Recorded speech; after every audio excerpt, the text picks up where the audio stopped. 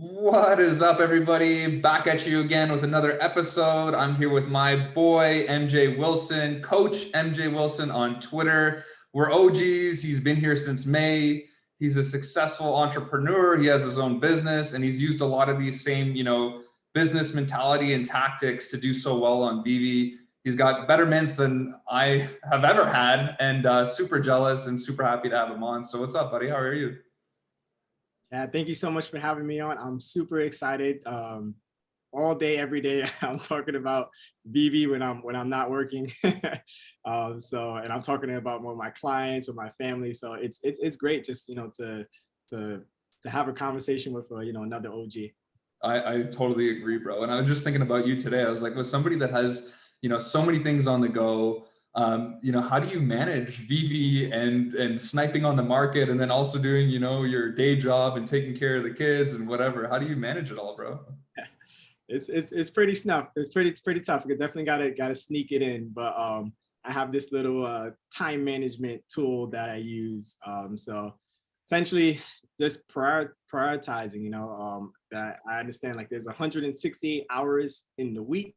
And then I just prioritize things out. So instead of watching Netflix that day or, just doing something where it's not, it's not going to serve me in the long term, I just don't do it. So that's been my thing. Man, and I can tell you have a disciplined mentality because, you sent me some of your mints and I was like blown away. I was like, man, you got the R2D2 low mint 259, a pizza truck 1991, which you said this is the year that Disney and Pixar signed their deal. You got Spider-Man 252, but like just crazy. Like, how did you have the foresight to snipe that 1991? Was that luck? Like you saw it and you're like, oh, that seems like a good mint? Or did you research that and then it popped up? So as soon as I saw the 1991 on the market, so it was at that time, the pizza truck was, I believe the floor was like 500. Yeah. And I saw it on the market for, I think it was 650. So, a little bit above a floor price. So I saw the 1991 and I had this intuition that something in 1991 was Pixar important, right? And so I grabbed it fast. And plus the extra bonus, I'm gonna date myself, but 1991 is the year I was born. So I was like, with me, man. Oh, you're 91 as well? 91, 30, right? Huh? You're 30 years old then, right? Yeah. Sweet. Hey, see, I knew I liked you. Yeah, exactly.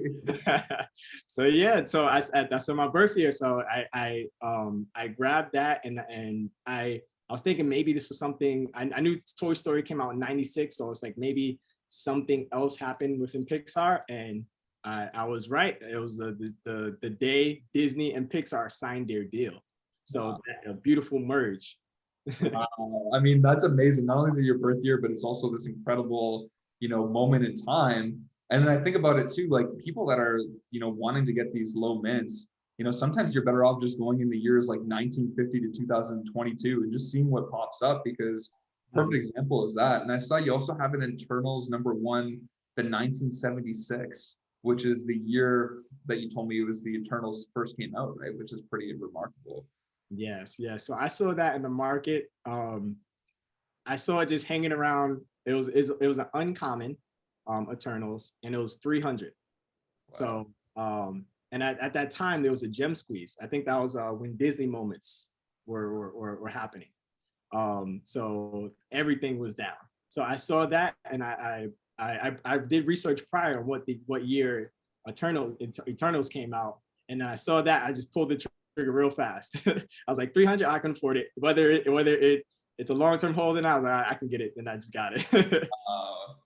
Man, it's so cool because like you were smart to like HODL them too, right? A lot of people, they get something significant like that and they don't have the patience or the foresight to wait it out to where like you could really get some crazy value, because that is like a one of one mint, And I think I had the 1939 Batman Who Laughs mint before, and dude, I was too eager to get rid of it because I was like, oh, I can put it into something else that's a floor. But I was like, if I would have held that, like you're holding yours, I think that I would have done a lot better. And I think that comes, from probably the discipline that you have as well. And we talked about this as like an entrepreneur, is like, you know, you basically started your own company, you did all this stuff in the real world. And I think it takes a lot of like foresight and vision and patience and determination to pull something like that off. So do you think there's any overlap from what you've accomplished in like the real world and how it's translating to Veve?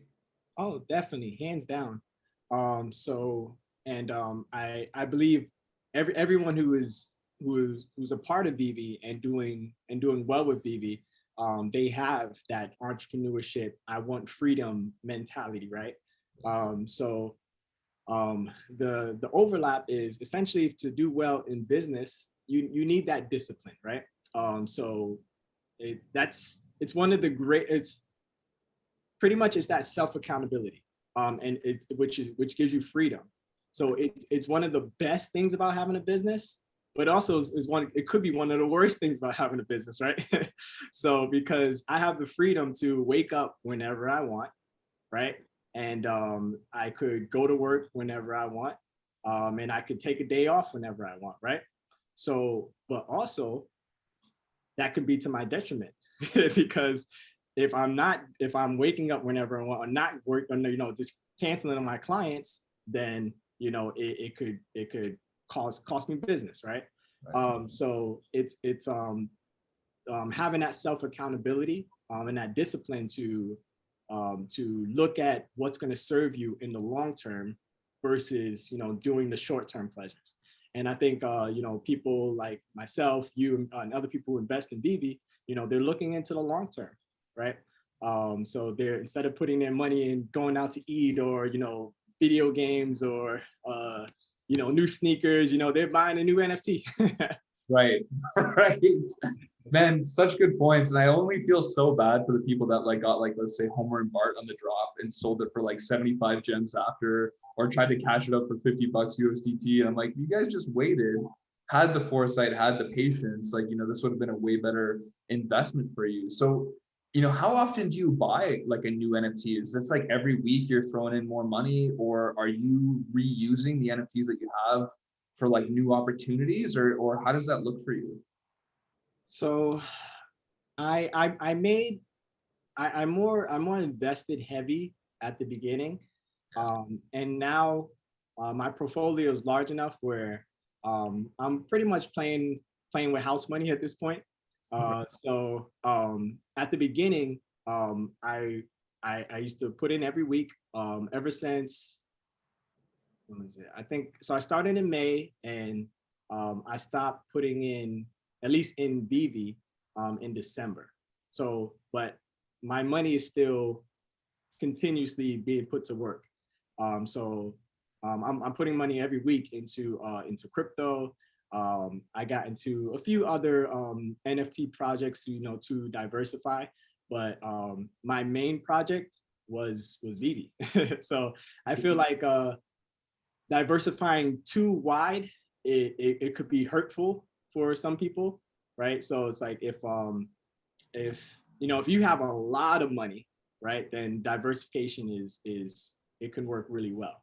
But the people who are you're trying to you know, really make a large investment, and or you know, make a large gain from that investment, you got to sort of like narrow down your focus because of, you know, time wise. So if you're gonna, the more you know about the thing you're investing in, you're gonna be more confident to put in your money and hold it, you know. And I think that was one of the biggest things within the crypto and NFT space is having that foresight and that patience to hold it. So if you know and you research and you know about the owners, you know about what's going on with the project, and you know who's the new partners and all these things coming in, and if it's a good project, you're gonna hold it, right? But a lot of people, you know, a lot of us mess up is because we sell too early, right? Some of our good things, or, you know, we don't have that long-term vision. But that's where a lot of us is going to really become successful in this, is being able to hold and just understanding history, right? So if we look at, you're familiar with CryptoPunks, right? For sure, yeah. So if we look at those people who, so that was back in like what, 2017, right? Launched an Ethereum blockchain for free, right? So first you have to have the foresight to just go pick one up for free, right? So, you know, had to be in that right opportunity, be in the crypto space, pick it up. Then next, you have to not sell it when the floor was $10. Then you have to not sell it when it was 100, then 1,000, then 10,000, then 100,000, then 500,000, right? To make that $1 million that a few people made. Right. So that's tremendous foresight and patience. Wow. Right. So that's what we're gonna have to do with Veve, because we're gonna have the Walt, the Spider-Man, SR, Todd, and we were already seeing these things happen before our eyes, right? Todd was he was in a store for really long. I didn't start when he was in the store, but I started when Todd his floor price was like 200. And I waited all the way till he got to 750 to buy him, right? So at that time, I'm like, dang, like I could have been bought him, right? Yeah. At 10K. Right. So wow. I mean, those are great points that you make. And it's like funny because it's like every new cycle or iteration or new market cycle, it's like, oh, people think it's the last time something's going to go up. And like you and I have witnessed now, this is like the 6th peak in dip that we've probably seen, and it adjusts at a higher level each time. But like you said, you have to be okay with the FUD. You have to be okay to wait it out. And it's like funny, like if you would have told somebody back in the day that you completed the whole first Disney Golden Moment set, people would have just been like, yeah, big deal, no, whatever. And now it's like, dude, you have a whole entire Disney Golden Moment set? Like how in the heck? And it's like, that's exactly what you're saying about time and waiting it out and being, patient with your investments, and especially when you really believe in them, right? So I think that's really cool, man. And I've been looking through your collection here. I see, you got tons and tons of NFTs. I mean, I know that you completed all the golden moments. I know you've got the Todds. I know I can see in the background all your physical matching. So I mean, you're a serious collector. Were you a collector before, or did Veve like create this new beast out of you? So I wasn't a super hardcore collector before. But I definitely was a collector.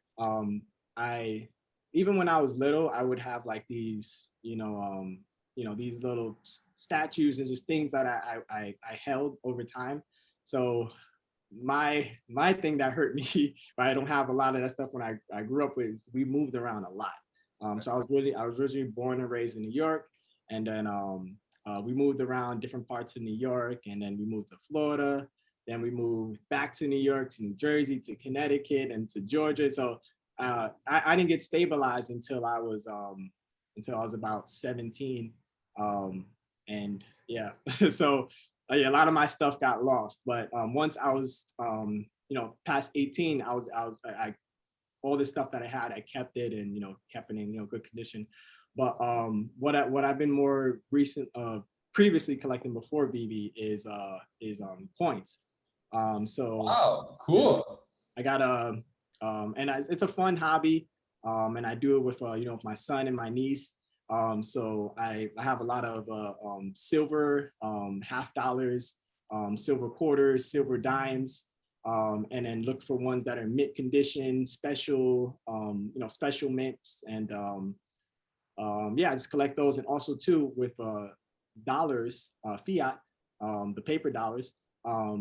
The serial numbers matter on those. So you can get like a 1991 on the dollar, and there's someone out there who would pay you $10, $20, $100 for your dollar. Wow. That makes sense. So yeah.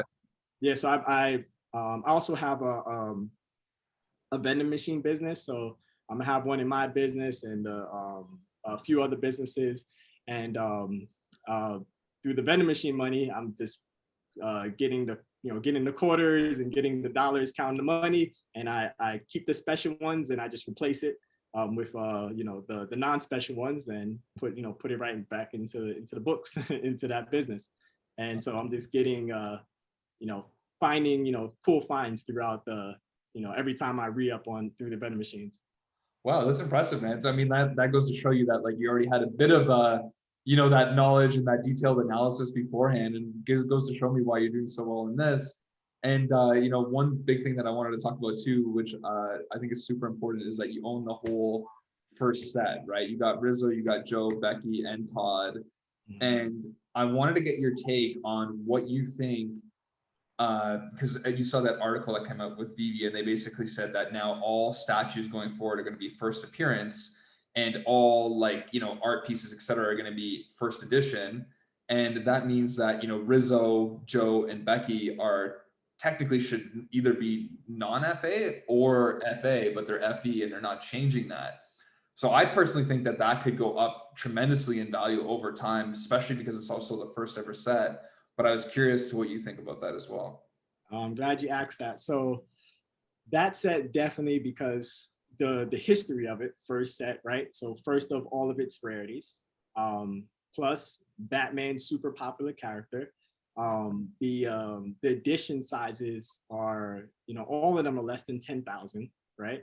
And then when you get to the ultra rares, it's what, like less than 2,000, right? So edition sizes are, you know, on the lower side of that. Plus that new article just gave that set more status, right? Right. So once so if in the collector world, right? So people who collect coins, pretty much anything, errors are they're they make the product go up. So like if you there's something called like you know, double die when you collect the coins. So if it's like a double die within the words, or some type of error within the coin, that coin value goes up, because it makes it there's only so many errors that happen, so it makes that that pool, you know, more scarce. Right, exactly. Yeah. Wow. I mean, that's so interesting because that applies to my Pokemon world too. Because that was the same thing with Charizard, like Shadowless, or like there's Pikachu's with like red cheeks that like sell for like exponentially more money than regular ones. And so, like you said, with that error, it increases the scarcity because there's just fewer of them. And it's like now that they made this transition, that means that these FEs are like just going to be like, you know, one of the few, like maybe one of 12 with that HQ19 set or red, black, and white series forever, right? So that's crazy when you start thinking about that. Yeah. Man, I mean, I'm fascinated because I started thinking about Spider-Man Secret Rare today. And I was like, with that same logic, despite there not being artists within that first ever Marvel drop, I was like, does that mean the common was the FA? And then like all the other variants are FE? You know what I mean? Like I just got my brain spinning because I was like, wait a second, like how does this apply to everything else, you know? Yeah, that was one thing they didn't clarify, right? Like with the Spider-Mans and the Storms, right? The different rarities are all maybe they're just all FAs, right? They just count that as FA. That's what I was thinking too. I think, yeah. And the other thing I wanted to pick your brain on is like you've been seeing a lot of people talk now. They're like, okay, Donald Duck comes out, and it's the first edition Donald Duck, the lenticular card. But now we're having new golden moments come out with Donald Duck and Daisy on you know the same statue. And you know there was this question earlier that I put out to the community, and it was like, do you care more about the first appearance of a major character on the blockchain, despite its FE or FA tag in any medium? So like whether it be a comic, or whatever. And a lot of people said, yeah, they do care about that. So then I was like, well, wait a second. If we're playing that game, then like, does that mean, you know, all these comics that had like the Hulk, for instance, you know, is that technically their first appearance? So it's getting confusing. I'm getting confused. And there's some blockchain purists that I think would agree with that. And other people that would say like, no, that's a different medium. And so, you know, like, is this making our collecting world a little more difficult to make these like precise decisions? Like, what's your take on that? Yeah, so I believe that everyone's gonna have their cup of tea, right? Nice. So in any type of collecting field, you know, there are people who, you know, who only collect, like let's say for, you know, the coins, for example. There's people who collect not only non-circulating coins, right? So it has to be directly from the mint.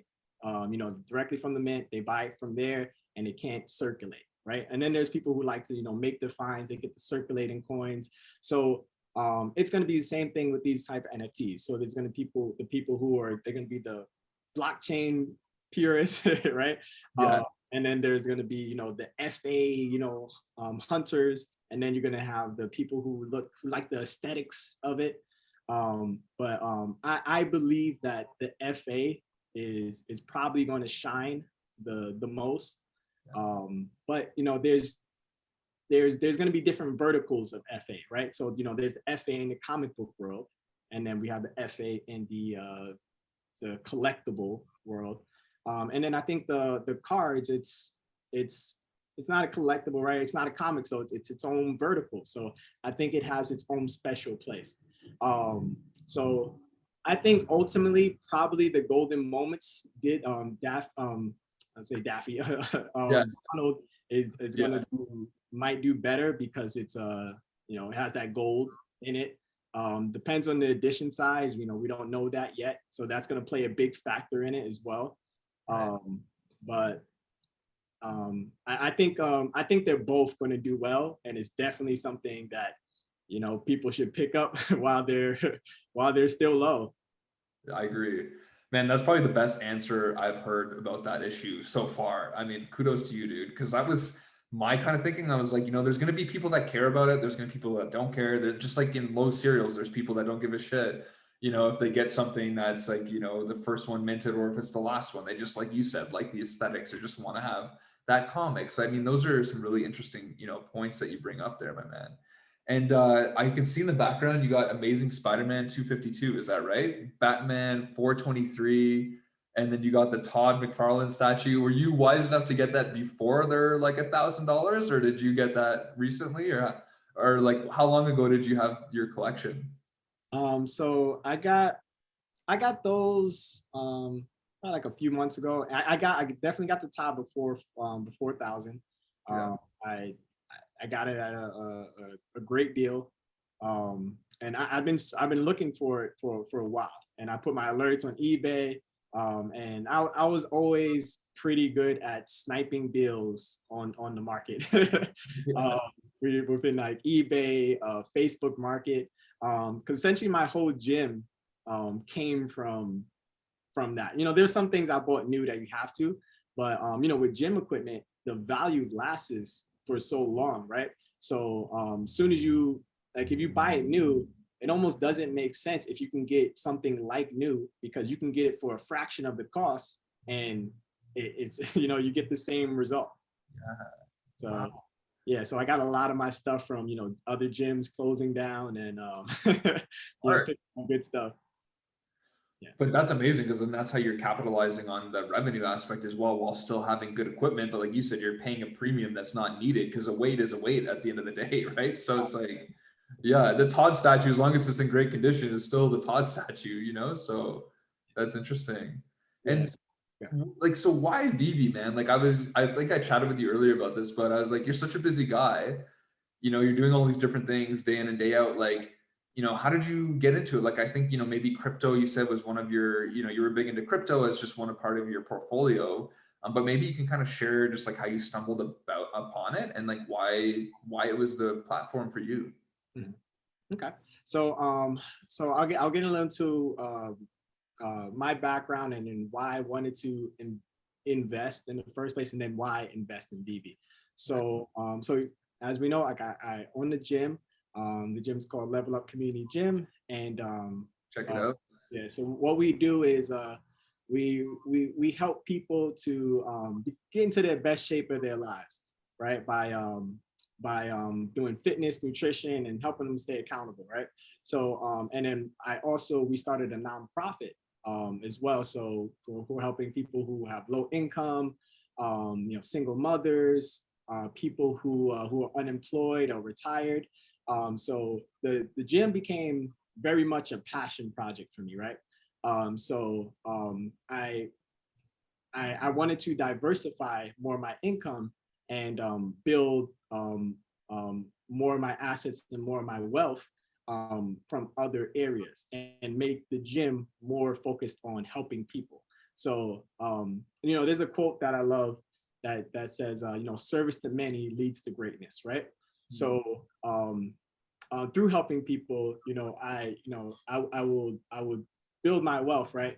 But I didn't want to charge so much, where, you know, because some people within the area, you know, they struggle with, right? So doing the nonprofit, that was my goal. So I was like, okay, if I'm doing this, I'm going to take all of my extra income and I'm going to just be investing heavier. So I started investing more in, I've been investing in stocks. I started to pivot a little bit more into crypto. So, I bought some, Bitcoin, Ethereum, and some Polygon, and, my investments did pretty well. I was pretty much up on everything that I got.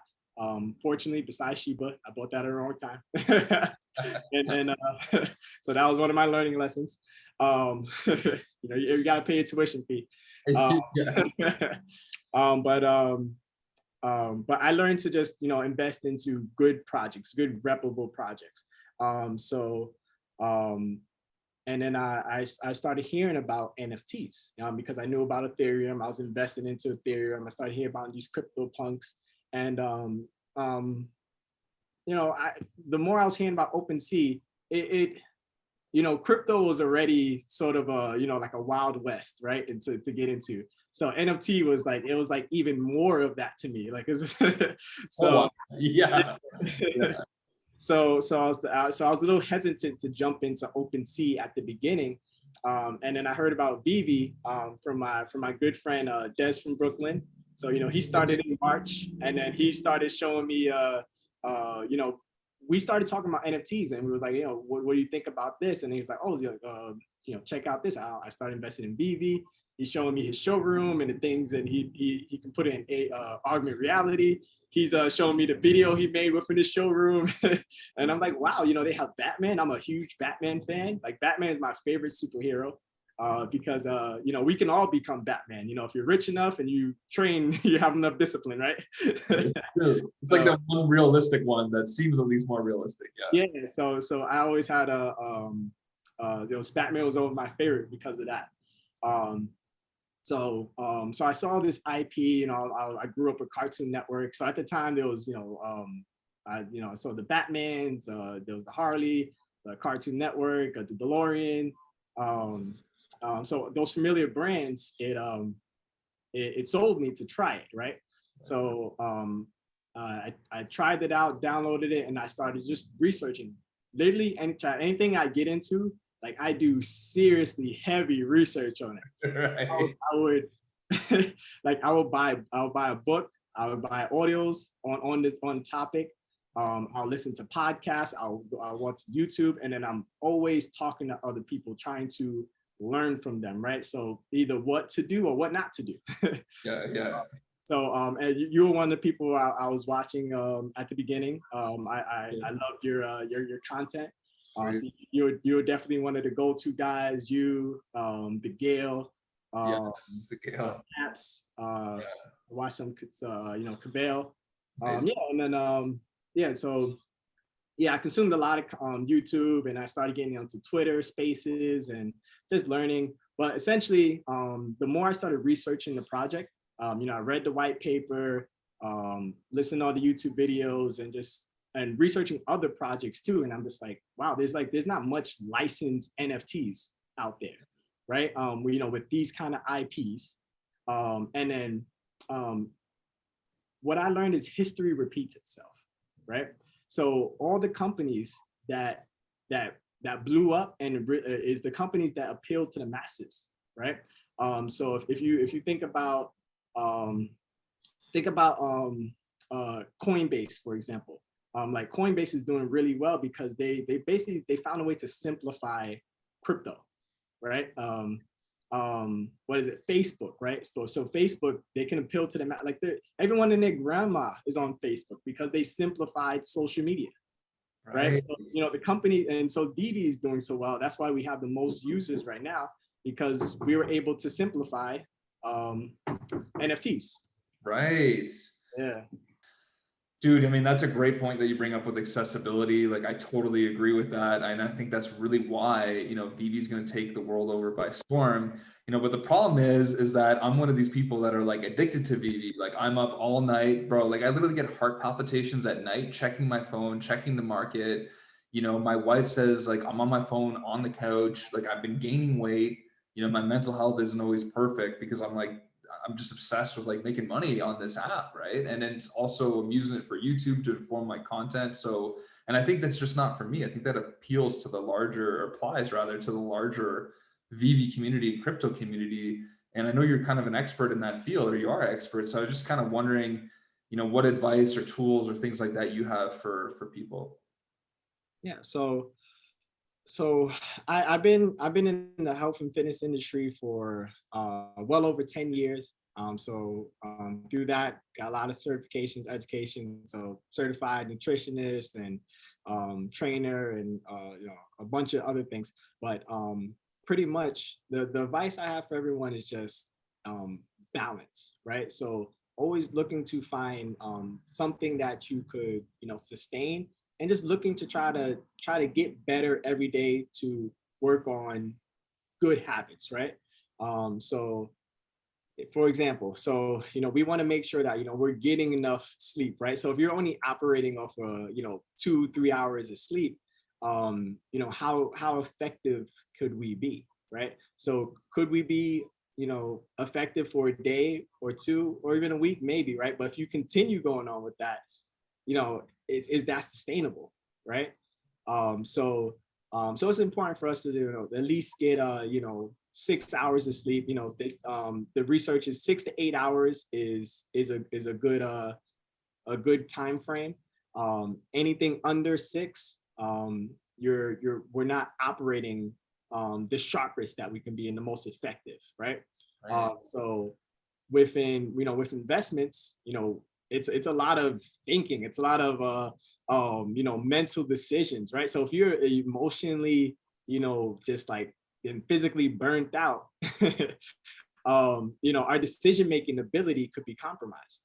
So yeah, so it's important for us to make sure that we're getting sleep, and also just exercising, right?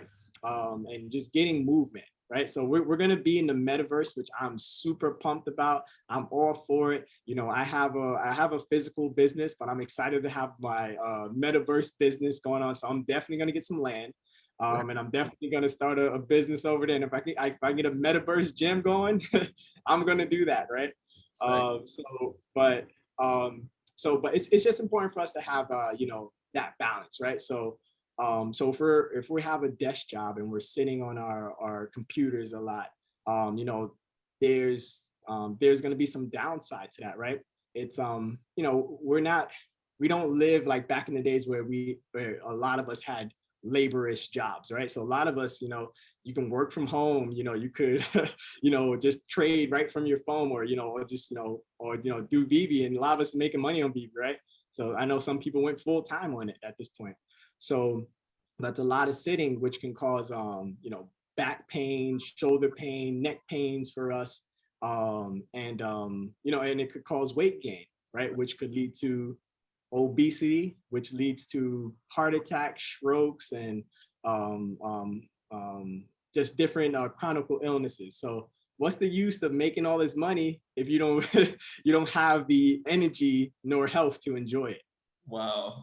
I mean, that's a mic drop right there, because you're right. I mean, despite if you're a Veve millionaire, I mean, if you're sleeping 3 hours a week and you're not taking care of yourself, and then you drop dead, then where does that money go? I mean, so I think that's a brilliant point. And, to attest to what you're saying, there was one week where I wasn't sleeping well and I was making all these flips, and I was flipping things that, like, when I did get sleep, I would have never taken the risk on. And I remember losing about like 3 or 4 grand flipping, because I was trying to catch this way. I was trying to swing trade, when one thing pumps, get out of it, go to the next. And I made a lot of bad decisions. I think, partially because of that lack of sleep and being up. And I think, one thing that I think a great part of your strategy is the holding aspect. Like, you got your mints, these crazy mints, you got them, you held them. You got your big, partner statue, you held it. You got all these different like key things like Todd, Risso, et cetera, you holding it. And a lot of people have a flipping mentality. It's like, oh, if it's not going up, they need to get out of it. And they're creating that anxiousness for themselves. And so I think that's another element, that's really important. And that leads me to my next question is, the Master Collector program. Like, what does that look like for you? Do you have a lot of collectibles there, that you're using for the Master Collector program? Are you kind of not for it? Are you a grail chaser? Like, what's your strategy with that? So my strategy, I'm not trying to be too extreme in each way, right? I feel like every uh, in the Twitter spaces and through my friends, like we're talking about strategies a lot, right? So to break down a few strategies, some people, they only go for grails, right? So and they'll try to stack that only grails and blue chips, and that's all they'll have. They're not worried about even sets at all, right? Then you have the people who they stack deep, right, into maybe one to five different, collectibles or comics, right? They might have hundreds of these things, right? And then there's people who only collect sets. They're only going for master collector program, um, and um, and yeah, and then there's people who only go for drops and they don't go for anything on the marketplace, which I think that's probably the worst strategy, Yeah. especially at this point. Um, but I feel like having a blend of the strategies are important, right? So I know the master collector program is going to have some benefits, right? So I've been researching into other projects and seeing what they do, right? So I started getting into Top Shop a little bit, right? Because I wanted to learn what made Top Shop pop and then what made it fall, like because it took a big dip, right? And then why is it still around and why is there still people who are still fanatics about it, right? So through they have a collectors program essentially, right? Where you can build up your ranks. You can complete sets, and each moment, it has these sets attached to it, right? So it makes you wanna HODL that piece more, and then they have these challenges every week, so it makes you wanna keep some pieces around so you can complete these challenges, or it might make you want to buy a piece where you really weren't that interested in, so you can complete a challenge to earn another pack, right? To be able to get a better, moment in the future. So I feel like Veve is going to have something similar, right? So we know the rankings are coming. We know that there's going to be that the lottery raffle system that's going to be coming. I think they're gonna have some things in our favor for MCP. So I think people who are sleeping on MCP entirely, they're gonna probably regret it, right? I feel so my strategy now, but also too at the same time, I understand why people go for grails and blue chips, because those hold its value much better than anything else in the app, right? So if you're holding a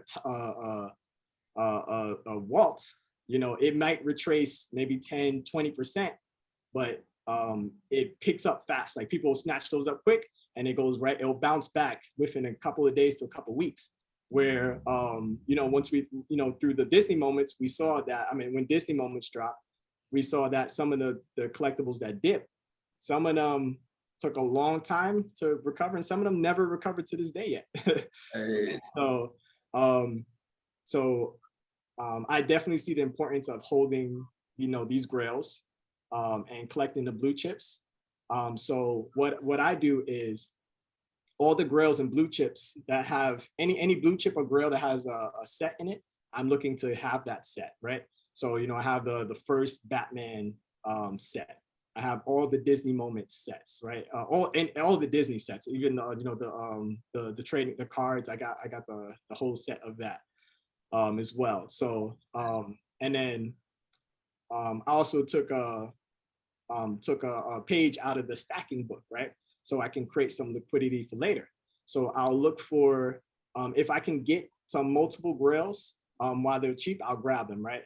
So I have a couple of R2Ds, I have a couple of Elsas, couple of Barts, and I have a couple, few golden moments, and then I'll look for things that are first appearances and that could be a potential blue chip. That's not quite a blue chip, where, you know, if I tell you, hey, I'm stacking this, you might laugh now, but but you know, later we'll see who's laughing, right? So for example, Storm, right? So when I started stacking Storm, you know, I started stacking the commons, and I got the whole set of that, right? So I looked at her as a future blue chip, right? Because it's the first appearance of her, first X-Men, so it's, you know, to be on Veve, right? And once the other X-Men launches, people are going to want to have, you know, the whole X-Men, you know, within their showroom, right? So plus she's going to be a major character in the MCU and within the Black Panther, right? So there's a lot of good stuff going on for Storm, right? And people were disrespecting her. they dropped her well below floor price. So I was picking her up anywhere between 28 gems, I think is the lowest one I got, all the way to like 45 gems. Ooh. And I stacked a good amount of those. I finished the set, and I stacked some, you know, the commons, the uncommons, a few ultra rares. And I got one of the secret rares. I should have probably got more secret rares. But yeah, and I got the secret rare like it was like $800. Like that's super low. Yeah, low mint too, like a low on the lower side, around like 400. It was at the floor, $800. Wow. Yeah. Man, you know what you're doing, man. I mean, I'm looking at you like the perfect collector. Like, I feel like you got, you know, like, I feel like when I'm like just looking at your strategy, your lifestyle, everything that you're accomplishing, I just see balance is the word I see for you. I feel like you've just been able to capitalize on all these different opportunities. You've been able to stack, you've been able to collect grails, you've been able to save up for MCP, you know, you're keeping healthy, you've got your business. Like, I just feel like there's a lot to be learned there, and to maybe not like overindulge into one aspect, right? Because like you said, you can almost shoot yourself in the foot if you're just going like full into one thing.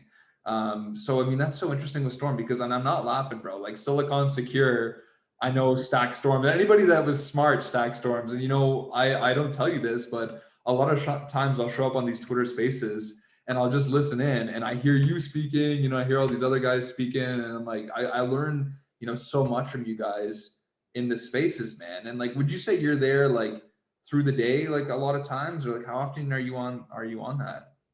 I'm on Twitter Space. I'm on Twitter Space every day. I'm pretty much, I'll do it in my in-between times. So I call my car University on Wheels. Nice. So post Twitter, I still listen to audiobooks as well. But now, since Twitter happened, I've been less audiobooks in the car and more Twitter. Yeah.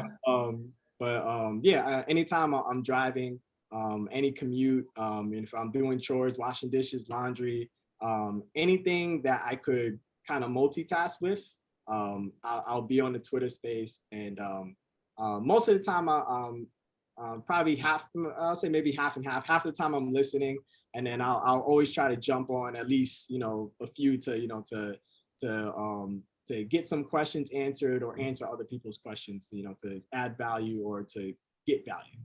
Right. Amazing. And are you on any Discords as well? Or are you mostly on Twitter? Are you involved in a few Discord spaces or Telegram chats? Or I'm on too many Discords. Okay. And would you say, like, I'm always, you know, telling the community, because a lot of people that just watch YouTube, and I say, you know, if you're watching YouTube, you're already 12 hours too late. Because as an example, you know, it's gonna take me at least 6 hours to get this video uploaded, and then like if we drop any gems, which I'm sure we have in here, you know, people are gonna have to adjust later. As like on Discord, you know, people say smart things and you have a chance to react instantaneously. So I think that's important. So like, what Discords are you part of? Are you part of like Veve Army or any of those ones? Let's see. So I'm part of Con Discord, Omicon. I got a con. But the Disney partner one, Club 33. Oh, there we go. I'm in that one too. Yeah. You know, of course, the Veve Discord. Yeah.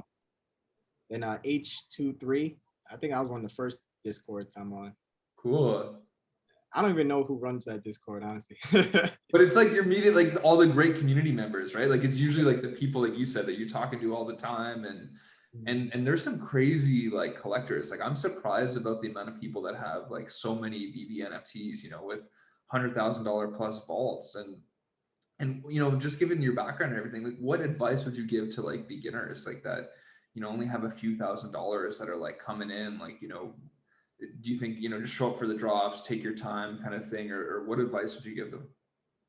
So my advice would be the drops, definitely go for the drops, right? Your drops now, they used to be a little more on the guaranteed side if you did the tricks and tips, right? But now, even if knowing the tips and tricks, you know, your odds of hitting a drop is substantially lower, right? So the drops are essentially, it's almost like a little more like lottery, right? Or raffle at this point, right? So you could win, but you're probably not. Yeah. So, but you know, it's why not go for it? You know, so it's go for the drop, and then you know you could land something that could 2x, 3x, 5x, or 10x, right? Like immediately, right? So if it's something that you feel that has long-term value, keep it, right? And if it's something you don't feel like it has long-term value, flip it and then get something that has long-term value to you. Right. So that's what I've been doing. And then also too, look for the things that are undervalued, and you can stack those to create some liquidity now. So for example, another thing I've been stacking on the low was the Groots, right? So I don't know if people know, Groot is a super popular character, right? He's there was some data on it where he was it was showed 10 Marvel characters, and he's top 10. He's number 10, but you know, he's one of the top 10 characters. So in that data pool. So, and you know, he's a people like those cutesy kind of, you know, characters, and like Baby Yoda, for example, that's the baby group, right? So it already showed that it can do something, right? So people are disrespecting it again, right? Yeah. Lowering again, but it went all the way up to, I think, what, like, was it $80 the common or something like that? Yeah, pretty high. Yeah. So I've been stacking them ever since it was like 25 to 40 gems. And I grabbed a lot of them. I completed the set, right? So I if you can complete cheap sets that have, you know, that can have long-term value, that's that could be a good move. Also too, for the master collector program, I'm not chasing sets just to chase sets, but you know, if I see something that it's a cheap set to complete, even if I don't per se like it or think it's going to have like the best long-term value, I'll complete it because I have the extra liquidity to do so. And then once it goes up, depending on if I need those gems or not, I'll sell that set and replace it with a better set. So my sets level pretty much stays the same. And then it slowly is increasing because I'm not chasing sets anymore like I was at the beginning. Right. But, I'm not disrespecting the sets entirely, you know, so trying to find a balance of that. So really so the advice I have for the new people is go for every drop, and be prepared for the aftermarket because you're probably not going to get the drop. So just remember that, and then look for the things that have value, like those diamond in the rough collectibles. Wow. Great advice, man. Dude, I mean, I know, like, you know, we've known each other for a long time. You know, we've interacted a lot, and you know, one thing that I can't say anymore, but I used to, is like, you know, I know you're a big marathon runner too, and I thought, you know, we would just kind of end and kind of talk about something on the lighter side, because I only ran a few and I almost died, man. I needed salt. Like I was at 32 kilometers. I was like walking around, and I did another half marathon with a friend. And you know, by the end of it, man, and my shirt was off, and you know, I almost had to have the ambulance there. So, but I know you've been completing these things. So you've got a goal. I think you told me you want to complete the 6 major ones, right, around the world. Yes. So that's my long-term goal. I want to complete the 6 major marathons, which is the New York City Marathon, Chicago Marathon. I did 2 out of the 6 so far, which is those 2. I did New York City, I did Chicago. Then there's Boston, There's London, Berlin, in Germany, and then there's Tokyo. So those are the 6 major marathons. I'm very excited for Tokyo because I'm a huge anime fan. Right. You can advertise Veve while you're there too, right? Yeah, definitely have the Veve hat on and just run that. So yes, I did 2 out of the 6 so far. And it's a long-term goal. I plan to be running all the way to 70, 80 years old. So I want to keep my body healthy and right. But I have a funny story for my first marathon. I definitely did not prepare right. Like I was overconfident running my first marathon. So because I'd done 5Ks and like a few half marathons, and I'm like, and I don't really need to train like that. So I kind of did my normal 5K training, which is the worst mistake you can do.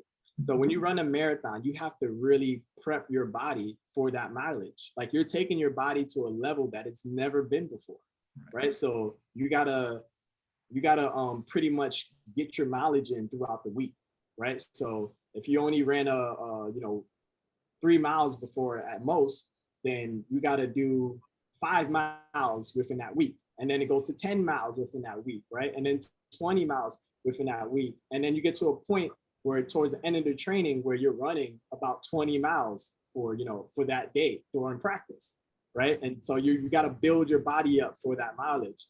And I did not do that. I was able to complete the marathon, but I thought I was going to die. Good. So I feel better. Yes, I was right with you, Chad. So I was running. I had like old people passing me. I'm like, oh, and I finished that marathon. Like it took me like 6 hours and 23 minutes. I couldn't walk for a week. Yeah, I hear you. Yeah. So my second marathon, I trained properly.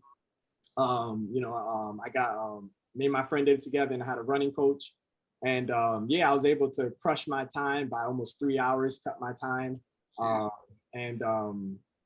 After that, it was in Chicago, and I was walking around still being, torn everything. And I was able to, I felt great afterwards. Wow. What a good improvement. Yeah, training makes the difference. I never passed the first one. I'm still in the die mode, so I'd like to complete it with confidence one time. But buddy, one thing I just want to say is like you're such a wealth of knowledge. You know so much, and I think just all the stuff that you kind of applied in life is really kind of transitioned into Veve, just in being a smart investor and also being such a good community member. So I just want to thank you for your time. And for being here today and to kind of share all this insight with especially new users that are less familiar with the space. I would love to have you back, man, and even incorporate, get one of these Twitter Spaces up, but on YouTube. You know what I mean? Yeah, that'd be awesome. And thank you so much for having me. This is a great conversation. I love this. I love being able to learn new information and share new information.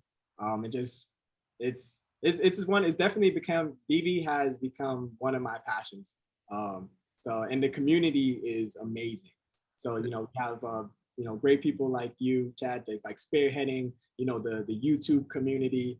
And then you're in the Twitter Spaces too. So, which is a little bit. I try to, I get a little intimidated because there's so many smart people. I like YouTube because I just say things without getting any confrontation, Yeah. Yeah, but yeah, but YouTube is extremely important because you're not going to always be able to catch all the the information in real time on Twitter, right? So it's great to have a great resources like yourself on YouTube sharing information. Right. I totally agree, and it's just so cool because it's like I feel like the community's built Veve in a sense as well, as much as they're already a great product, but we have the great product and we have an amazing community tied together. I mean, this is the result, right? So yeah, so thank you so much, my man, and like I said, definitely have you on again soon. And a lot of gems dropped, and hopefully you didn't share too much knowledge with everybody, but it's appreciated. Yeah, I'm excited. We're gonna win together. I agree. Yeah, thanks, buddy. All right, thank you for having me on. Yeah, take care, man. You as well. Thanks for coming.